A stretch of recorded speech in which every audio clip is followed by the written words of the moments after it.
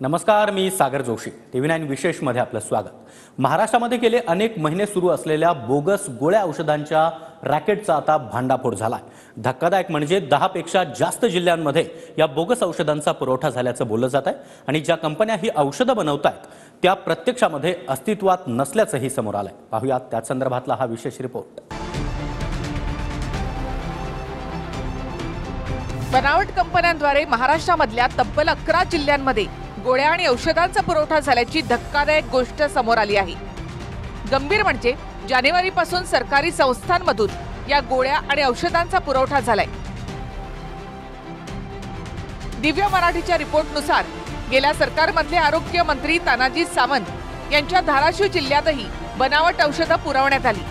सुदैवानं औषध विभागानं तो साठा प्रतिबंधित केल्यामुळे त्याचं वितरण झालं नाही, पण इतर जिल्ह्यांमध्ये बनावट औषधांचं वाटप झाल्याचं समोर येते. बीडमधल्या अंबेजोगाईमध्ये सरकारी स्वामी रामानंद तीर्थ रुग्णालयात हा साठा होता. यावेळी सुरत आणि ठाणे या 2 ठिकाणी 4 जणांवर गुन्हा दाखल करण्यात आलेला आहे. स्वामी रामानंद तीर्थ रुग्णालय हे सर्वसामान्य लोकांसाठी मोठा आधार मानलं जातं, पण इथे एका अँटीबायोटिक गोळीमध्ये एझिथ्रोमायसिन हा घटक नसल्याचं समोर आलं. आम्हाला माननीय मुख्यमंत्री आणि उपमुख्यमंत्र्यांनी सूचना दिली होती की औषध खरेदीचा निर्णय हा डीपीसीला खालच्या स्तरावरती देऊन टाका. आम्ही 100% औषधी खरेदीचा निर्णय हा खालच्या स्तरावरती दिला होता. मला वाटतं त्याची अजून त्याच्या खोलात जाऊन त्याची चौकशी केली जाईल आणि त्याच्यावरती योग्य ती कारवाई केली जाईल. डीपीडीसीला चेअरपर्सन कोण तर पालकमंत्री आहे. डीपीडीसी मार्फत ज्या गोळ्या खरेदी केल्या त्या कुठून आल्या त्यावर अधिष्ठाता सांगतात की त्याही गोळ्या आम्हाला पुन्हा गुजरातच्याच कंपनीतून आलेल्या आहेत, पण गुजरातच्या कंपनीचा पत्ता उपलब्ध नाही. एवढं गंभीर प्रकरण असताना सुद्धा पुन्हा त्यांच्याचकडून गोळ्या मागवण्याचा प्रकार जर तत्कालीन आरोग्य मंत्री तानाजी सावंतांनी केला असेल आणि याला सर्टिफाईड करणारं FDA मिनिस्ट्री तत्कालीन अन्न औषध प्रशासन मंत्री धर्मराव बाबा आत्राम, तर या दोनही लोकांवर फसवणुकीच्या अंतर्गत कलम 420 नुसारचे गुन्हे का दाखल केले जाऊ नये. माहितीनुसार ज्या बनावट कंपन्यांच्या नावाने महाराष्ट्रामध्ये औषधांचा पुरवठा झाला त्यामध्ये Bristol formulation Uttarakhand, refined pharma Kerala, कम्युलेशन आंध्र प्रदेश, मेलवान बायोसायन्सेस केरळ आणि SMN लॅब उत्तराखंड या कंपन्यांचा समावेश होता. तक्रारीनंतर महाराष्ट्राच्या औषध विभागाने संबंधित राज्यांच्या वैद्यकीय यंत्रणांशी संपर्क साधला. त्यामध्ये मिळालेल्या उत्तरामध्ये संबंधित पत्त्यावर अशा कोणत्याही कंपन्या नसल्याचं समोर आलं. त्यामुळे या कंपन्यांच्या नावाने महाराष्ट्रामध्ये नेमकं कोण औषधं देत होतं, यामागचे मास्टरमाइंड कोण आहेत हा प्रश्न अनुत्तरित आहे.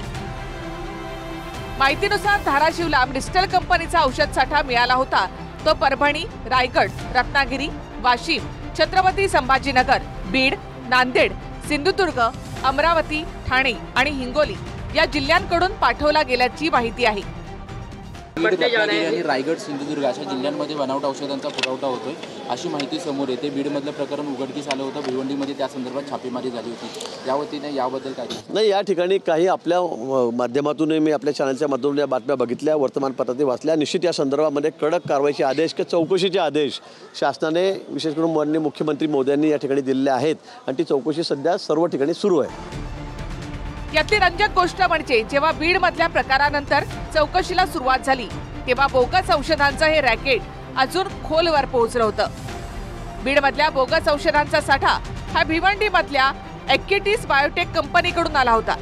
यामध्ये मिहिर त्रिवेदी आणि द्विती त्रिवेदी या दोघांच्या विरोधात गुन्हा नोंदवला गेला. यानंतर कुठून कुणाकडे औषधांचा पुरवठा झाला याची साखळी ही बीड, भिवंडी, मीरा रोड, सुरत ते थेट उत्तराखंडपर्यंत जाऊन पोहोचली.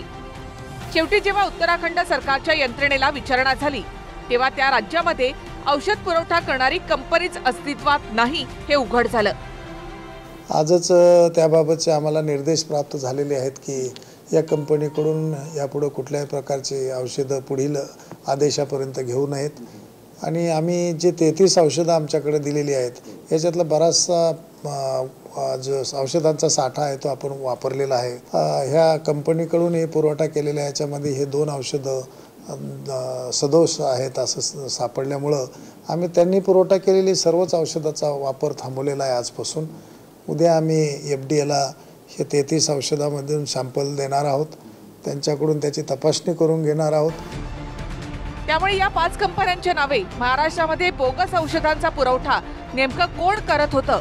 इतक्या महिन्यांपासून सामान्य लोकांच्या आरोग्याशी सुरू असलेला हा खेळ राजरोसपणे कसा काय सुरू होता, या प्रश्नाची उकल होणं गरजेचं आहे. संभाजी मुंडे, अंबेजोगाई, बीड, TV9 मराठी.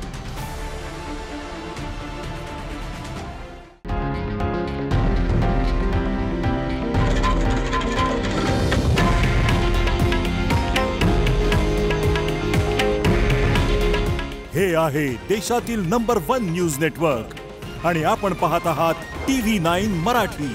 काळजी तुमची, हित महाराष्ट्राचं.